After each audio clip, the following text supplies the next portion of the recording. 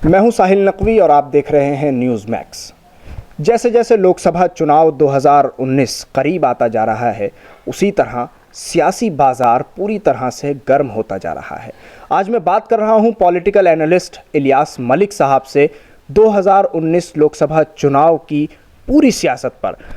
इलियास मलिक साहब, सबसे पहला सवाल आपसे मेरा ये है कि जिस तरह से लोकसभा चुनाव 2019 करीब है और सियासी बाज़ार भी गर्म होता नज़र आ रहा है, आप भी देख रहे होंगे क्योंकि आपकी तो गहरी नज़र रहती है सियासत पर, पूरे मुल्क की सियासत पर। तो क्या लगता है आपको, उत्तर प्रदेश में जो सपा बसपा का गठबंधन है उसमें कांग्रेस का शामिल ना होना और ये 2019 का चुनाव, इस पूरे मामले को आप किस तरह से देख रहे हैं? देखिए, ऐसा है कि जो पहला सवाल आपका है कि उत्तर प्रदेश में कांग्रेस का इस गठबंधन में शामिल ना होना, जाहिर सी बात है कि जब ये बात हो रही है कि जो गठबंधन है वो उसमें समाजवादी है, उसमें बीएसपी है, उसमें आरएलडी है, तो ये तो एक आम सोच थी कि इसमें कांग्रेस भी होगी और ज़्यादातर लोगों की ख्वाहिश भी यही थी कि इस गठबंधन में कांग्रेस हो, कांग्रेस को होना भी चाहिए था। इसलिए कि अगर कांग्रेस भी होती तो फिर ये महागठबंधन होता, और जब ये महागठबंधन होता तो एक मैसेज आवाम में जाता कि भाई ये एक गठबंधन है, इसमें हर सेकुलर पार्टी जो अपने आप को कहती है वो सब लोग इसमें शामिल हैं। तो एक लाइन, एक इशारा मिलता वोटर्स को। अभी ये है कि वोटर्स जो हैं उनमें एक कन्फ्यूजन पैदा हो सकता है कि भाई कुछ लोग अगर कांग्रेस की तरफ चले गए तो जाहिर सी बात है कि उनको वो वोट शेयर नहीं मिल पाएगा। एक आम सोच ये ज़रूर है कि जो मेरी बात लोगों से हुई है कि गठबंधन को वोट ज़्यादा से ज़्यादा जाएगा, लेकिन यूपी का जब आप तस्करा करते हैं तो एक बात और आपको ध्यान देनी पड़ेगी कि यूपी में ज़ात का बहुत बड़ा फैक्टर होता है जी। इसलिए कि 2014 के इलेक्शन को अगर आप छोड़ दें तो इधर हालिया जो भी इलेक्शन हुए हैं उसमें वोट जो है वो कास्ट वाइज गिरता है, और यही वजह है कि यूपी में ये पार्टियां जो वजूद में आईं, जिसमें बीएसपी भी है, समाजवादी भी है, आरएलडी भी है, ये सारी पार्टियां इसी वजह से वजूद में आईं क्योंकि हर एक के पीछे कोई ना कोई उसकी अपनी ज़ात है। बीएसपी ज़ाहिर है कि मायावती जो हैं वो हैं उसकी सरबराह, तो वहाँ दलित का मामला है। जब आप समाजवादी की बात करते हैं तो मुलायम सिंह यादव का मामला है, और इसी तरह आरएलडी की जब आप बात करते हैं तो अजीत सिंह साहब के जाटों का मामला है। बीजेपी और कांग्रेस दो ऐसी पार्टीज़ हैं, चूँकि ये नेशनल पार्टीज़ हैं, लेकिन इनके साथ भी वोट बैंक कुछ इनका फिक्स ज़रूर है, क्योंकि एक ख़ास परसेंटेज जो है वो अगर आप देखें हर इलेक्शन में वो हर पार्टी को एक ख़ास परसेंटेज मिलता है जिसमें उसके फॉलोअर या वो ज़ात जो उसको वोट देती है वो शामिल होती है। अब ऐसी सूरत में अगर इसमें कांग्रेस शामिल हो जाती तो जो कांग्रेस का वो वोट परसेंटेज है वो भी इसमें जुड़ जाता, और जाहिर सी बात है कि उस सूरत में फिर वोट बैंक जो इनका है वो बढ़ जाता, वोट शेयर बढ़ जाता, और इसके इम्कानात ज़्यादा होते कि सीटें ज़्यादा जीती जाती। आप अगर तमाम इलेक्शंस का तज्जिया करें तो आप ये देखेंगे कि 15%, 10% सीट्स ऐसी होती हैं जो बहुत कम मार्जिन से हारी और जीती जाती हैं, और ये इस तरह के इलेक्शन में जब पार्टियां अलग अलग लड़ती हैं तो वो परसेंटेज बढ़ जाता है और वो नुकसान हो जाता है, यानी जीती हुई सीट हार जाते हैं लोग। तो इसलिए मेरा अपना तो जो तज्जिया है वो यही है कि कांग्रेस के आने से शायद इस गठबंधन को ज़्यादा मजबूती मिलती और वो ज़्यादा वोट शेयर ले सकते। अब जहाँ तक बात आपने कही 2019 के ताल्लुक से, देखिए 2019 हो चाहे जो इलेक्शन हो, उत्तर प्रदेश एक ऐसी जगह है जहाँ से 80 सीटें जीती जाती, जहाँ 80 सीटें, और पार्लियामेंट के 543 सीटों में 80 सीट बहुत मायने रखती है। ये हिंदुस्तान का सबसे बड़ा सूबा और सबसे अहम सूबा है, और यहाँ से सबसे ज़्यादा इसने प्राइम मिनिस्टर हिंदुस्तान को दिए हैं उत्तर प्रदेश ने।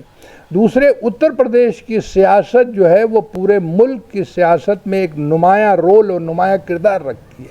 तो इसलिए उत्तर प्रदेश से ही सही मानों में तय होता है कि सरकार किसकी बनेगी। कहा भी जाता है कि दिल्ली का रास्ता जो है वो उत्तर प्रदेश से होकर आता है, उत्तर प्रदेश में जो जीतेगा उसके इम्कानात होते हैं कि वो मरकज़ में दिल्ली में सरकार बनाने की हैसियत रखेगा।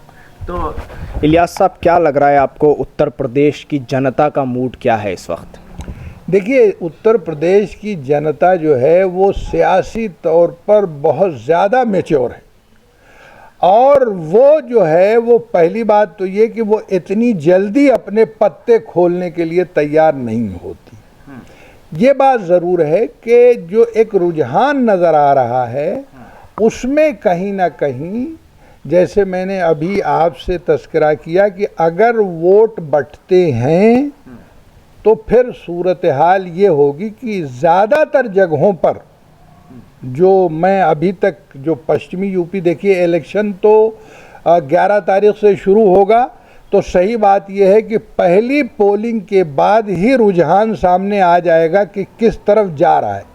पिछले इलेक्शन में भी यही हुआ था 2014 में कि एक रुझान नज़र आ गया था कि रुझान किधर जा रहा है, और ईस्टर्न यूपी जाते जाते वही रुझान मेंटेन था। मेरा अपनी सोच ये है कि अगर जो भी रुझान आएगा वो रुझान फिर मेंटेन रहता है काफ़ी हद तक। यूपी में मैंने ये देखा है, हालांकि पश्चिमी यूपी और पूर्वी यूपी में बहुत सारी चीज़ों में बहुत फ़र्क है क्योंकि बहुत बड़ा सूबा है, लेकिन उमूमन सियासी तौर पर एक रुझान डेवलप होता है तो वो रहता है कई बार। अब ये है कि सही सूरत हाल का अंदाज़ा 11 के बाद लगना शुरू हो जाएगा, लेकिन पश्चिमी यूपी में अभी जो 11 और 18 को इलेक्शन होने वाले हैं उसमें मैंने जो देखा, पढ़ा, बात की, उसमें मुझे ज़्यादातर जगहों पर ट्रायंगल फाइट नज़र आ रही है। यानी एसपी, बीएसपी और आरएलडी का गठबंधन एक तरफ है, कांग्रेस है और फिर बीजेपी है।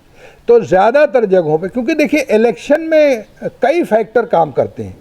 इलेक्शन में एक फैक्टर ये गठबंधन और ये पार्टीज़ का काम करेगा, एक फैक्टर ये काम करेगा कि कैंडिडेट जो आ रहा है वो अपनी क्या हैसियत रखता है, उसने इलाके में कितना काम किया है। कोई नया कैंडिडेट तो कहीं से नहीं आ रहा है बाहर से। उसके अलावा वो आ रहा है तो वो किस कास्ट का है, उस कास्ट की क्या आबादी है, तो कास्ट फैक्टर भी काम करता है। तो ये वो सारी चीज़ें होती हैं जो इलेक्शन में काम करती हैं। किसी एक चीज़ पर इलेक्शन तभी चलता है जब कोई वेव हो, जब कोई हवा चल रही हो। तो बज़ाहिर कोई ऐसी हवा नहीं नज़र आ रही है इलेक्शन में, बल्कि बहुत सारी चीज़ें जो हैं वो ग्राउंड रियलिटीज़ की हैं। अब अगर कोई ऐसी चीज़ बदल जाती है आते आते, क्योंकि इलेक्शन का मैंने देखा है बारहा कि रातों रात सूरत हाल बदल जाया करती है, तो इसलिए ये तज्जिया सारे कभी कभी बिल्कुल रखे के रखे रह जाते हैं। तो ये कहना अभी सरेदस्त कि भाई क्या हो जाएगा वो तो बहुत मुश्किल है, लेकिन ये बात ज़रूर है कि जो मौजूदा सूरत हाल है उसमें कई जगहों पर मुझे, बल्कि ज़्यादातर जगहों पर मुझे ट्रायंगल फाइट का एक शुबहा हो रहा है। यानी इस बार इलियास साहब ऐसा कुछ नहीं है जैसा पिछले चुनाव में हमने देखा था कि एक लहर थी बीजेपी की, मोदी जी की एक लहर सी नज़र आई थी, जिस वेव की आप बात कर रहे हैं, ऐसी कोई वेव इस इलेक्शन में नज़र नहीं आती है? नहीं, इस इलेक्शन में असल में क्या है, देखिए इस इलेक्शन में जो चीज़ अहम है वो ये है कि जो मौजूदा हुकूमत है बीजेपी की, उसने 5 साल काम कर लिया। अब वो 5 साल उसने जो भी किया वो आवाम ने उसको देखा है। कांग्रेस जो है वो पहले हुकूमत कर चुकी है, उसको भी आवाम देख चुके हैं। समाजवादी है या बीएसपी है, वो भी हुकूमत स्टेट में, क्योंकि वो सब रीजनल पार्टीज हैं, तो इसलिए उसमें कोई ऐसी चीज़ नहीं है जो लोगों की नज़र में ना हो। अब उसके अलावा एक और चीज़ इस इलेक्शन में बहुत अहम होगी, वो ये है कि ऐसा अभी लग रहा है कि इस इलेक्शन में रीजनल पार्टीज़ का भी रोल हो सकता है, क्योंकि कई स्टेट में रीजनल पार्टीज़ काफ़ी अच्छी पोजीशन में हैं। जैसे मिसाल के तौर पर आप देखिए, यूपी की आप बात कर रहे हैं, यूपी में तो ये 3 पार्टी जिनका गठबंधन है, ये सब रीजनल पार्टीज़ हैं। जी हाँ।